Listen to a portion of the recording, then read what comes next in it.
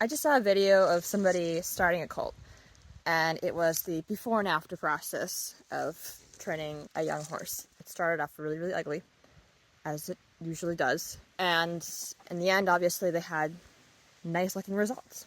And somebody in the comments was saying that could have been a much prettier process if that horse had more groundwork done. And obviously, the person responds the way you expect them to. And then somebody else came along and said, well, they got good results.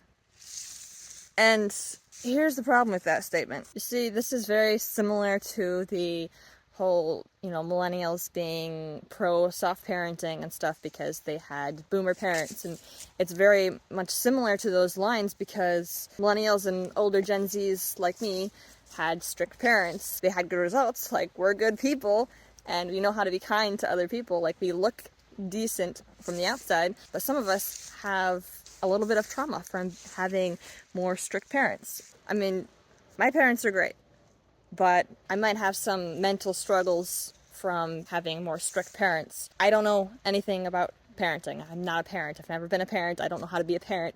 But this is similar to training horses because we have strict parents, but we grow up to be good people and we're kind.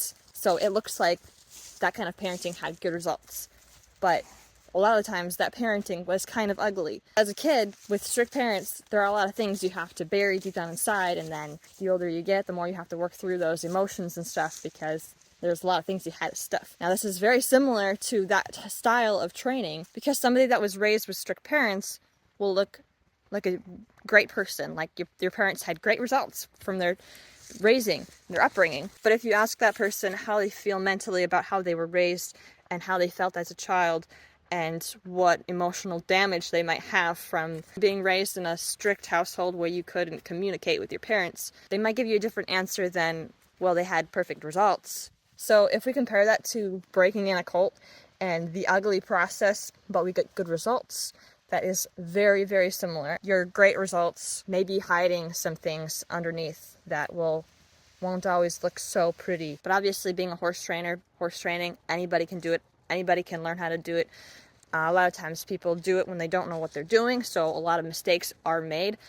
But it's a learning process, and everybody's allowed to do it. Everybody's allowed to make mistakes. But it's about being able to grow and realize where we made mistakes and how to fix them.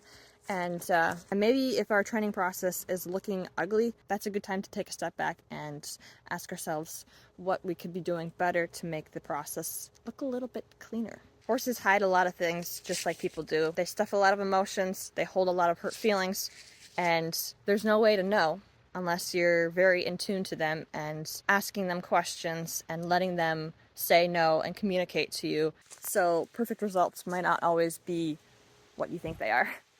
And I just wanted to touch on that because I think that breaking in colts has become such a glorified thing. And it's not. It's really not. It's really ugly. And you can get some good looking results from it, but you're creating a shut down, mentally depressed animal that does not want to engage with you.